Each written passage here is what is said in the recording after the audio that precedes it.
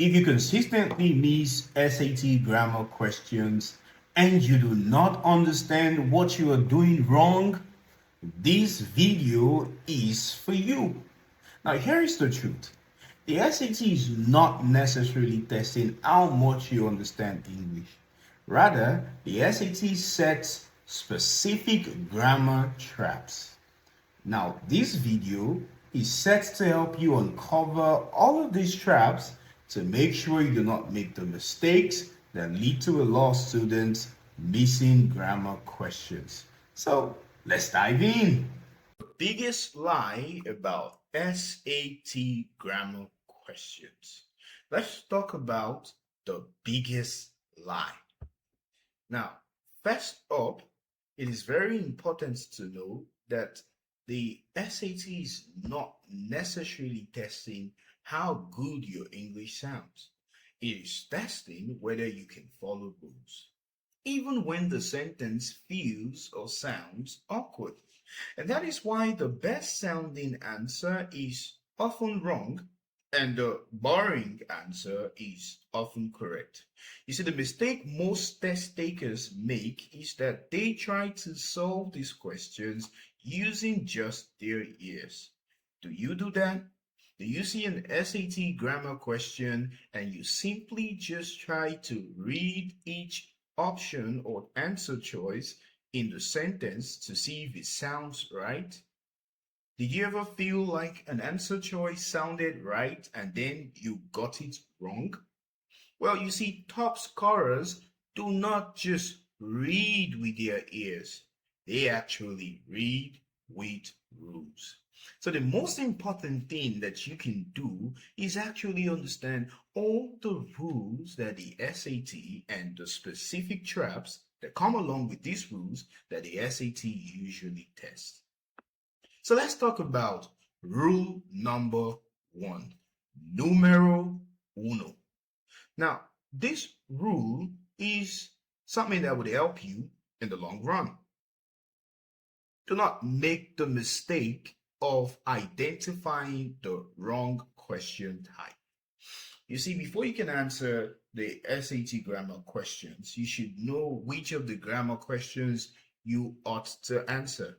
You see, on the SAT, almost every grammar question looks the same.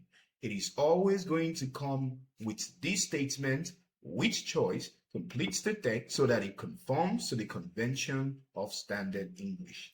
The only way you could tell the different grammar question types apart is by looking at the choices. From the choices, you're going to know what grammar question you're supposed to answer. So I'm going to take you through the different grammar concepts that appear under the topic form, structure, and sense. There are 5 grammar concepts that are usually tested under form, structure, and sense. And all of these 5 would usually come with this statement again: which choice completes the text so that it conforms to the convention of standard English, right? And these are the 5. You have verbs, you have pronouns, you have possessives, you have modifiers, and 2 of these 5 are verb-based. One is pronouns and the others involve possessives and modifiers. So let's talk about how you identify each of these questions. Let's start with verbs. For verb questions, you need to look at all 4 answer choices. Now, if all 4 of the answer choices are different forms of the same verb, notice I'll say that again: different forms of the same verb, then you're dealing with either of 2 type of verb questions. You're either dealing with a verb tense question or a subject verb agreement question. Now, at this point, you might be thinking, well, how do I know exactly which one it is? Well, we'll cover that in a moment towards the end of the video. But the key idea is this: if the choices are verbs, then the question is about verbs. Would you like to see an example of this? Yep, here is an example. Which choice completes the text so that it conforms to the conventions of standard English? Option A, the verb cover. Option B, the verb cover, but in a different form, are covering. Option C, will have covered, and option D, had covered. So once you see this, you're dealing with a verb question. And like I mentioned to you, this could end up being a verb tense question or a subject verb agreement question. And it is important to know which of them you are actually answering, because the rules that apply for the subject verb agreement questions are not the rules that apply for a verb tense question. Again, look out to the end of this video. I'll tell you how you can differentiate between both of them. But for now, the second type of question you need to be able to identify are pronouns questions. Now, for pronoun questions, it is also from the answer choices that you can tell which you are dealing with. Now, if your pronoun question appears with answer choices that are made up of different pronouns, then you are dealing with a pronoun antecedent question. Example, which choice completes the text so that it conforms to the convention of standard English? Notice choice A, it, a pronoun. Choice B, this, a pronoun. Choice C, either, a pronoun. And choice D, they, a pronoun. So again, once your options choices are made up of pronouns, you're dealing with a pronoun antecedent question. How do you solve pronoun antecedent questions? Well, we're going to discuss that also. What about plural and possessives? How do you identify plural and possessive questions? Well, very simple. The moment you see a lot of apostrophes in the answer choices, then you know you're dealing with a plural and possessive question. Sometimes some apostrophes come with pronouns. When apostrophes come with pronouns, here's a quick tip. They are not possessives. Rather, they are called contractions. Contractions are pronouns in short forms. For example, it is, if I wanted to write it together in a short form, I would say it's, which means it is. Do not confuse it with its. They sound alike, don't they? But it without the apostrophe is a possessive pronoun. It with the apostrophe is called a contraction. So as not to make this error, whenever I see an apostrophe with a pronoun, do you know what I do? I read it in complete form so as not to get confused. But let's get the point once more. How do we identify possessive questions? Well, look at it here on my screen. When you look at different questions and the options and they come with different apostrophes in different positions, like poems with the apostrophe and novels with the apostrophe, you're dealing with a plural and possessive question. And then the final one, subject modifier placement questions. A modifier question would usually have longer answer choices compared to the other ones, and you would have the same words but in different positions, and the phrases would be rearranged. When you see that, they're testing whether the modifier is placed to the correct noun. We call that a subject modifier placement question. Let me show you what it looks like. So, which choice completes the text so that it conforms to the conventions of standard English? Now, notice that these answer choices, they are made up of phrases that seem longer than the other options that we have dealt with for other grammar concepts. Now, if you look at this one, Rabin al-Achi, which is probably a person's name, I don't know, is in the first position for this answer choice. But for answer choice B and C, it's in the last position. And for answer choice D, it's in the penultimate position. Penultimate is a word that means second to last.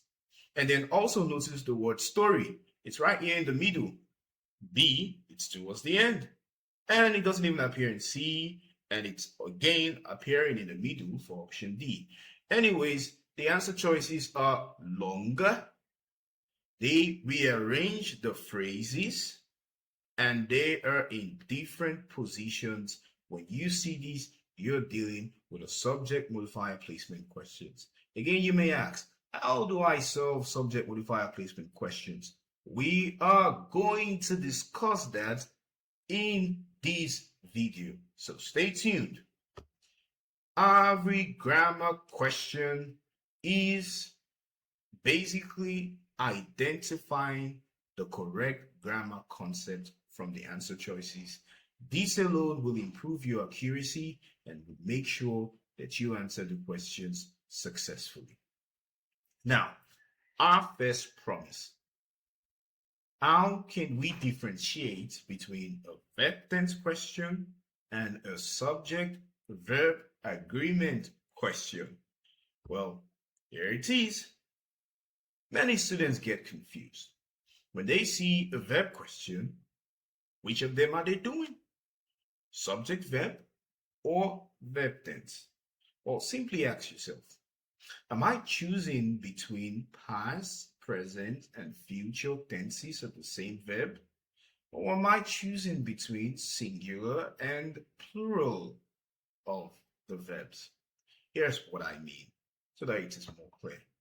We have two verb questions on my screen here. This is a verb question because I can see the verb look in different forms. This is also a verb question. I can see the verb focus in different forms. Which of these is a subject-verb agreement question, and which of these is a verb tense question? Well, here's the simple rule. For a subject-verb agreement question, you're going to see one of these verbs in singular form, and you're going to see another of the same verb in plural form. Here's what I mean. Option A is a singular verb. Singular verbs end with S. Take note. Option B is a plural verb. Plural verbs do not end with S. Somebody might say, but focus ends with S. Well, the word itself is focus, so naturally it ends with S. But in order to add an extra S, like option A did, to make it singular, that is what we are talking about. So A, singular, B, plural. When you have a verb in singular form and another in plural form, you're dealing with a subject-verb agreement question. Now, for a verb tense question, you're not going to have a singular or plural form. You might have a singular form and not have a plural form, or you might have a plural form and not have a singular form. Look at the example again on my screen. Option B is a singular form of the verb. Like we said, singular forms of verbs end with S. And that is why the verb look with the S, we said it is singular. But the plural forms of the verb is not present. We need look, L-O-O-K, without the S. And we don't find that here. You could also have look without the S and not have looks with the S. Anyways, you're not going to have singular and plural forms of the verb present when it is a verb tense question. Did you understand that? Let's break it down. Singular and plural forms of the verb, if they are both present, subject-verb agreement question. If you do not have both present, verb tense question. I hope you got that. Now, look at a different type of verb tense question. This is a subject-verb agreement question in full. How do we solve it, right? Well, look out for when we discuss how to solve subject-verb agreement questions.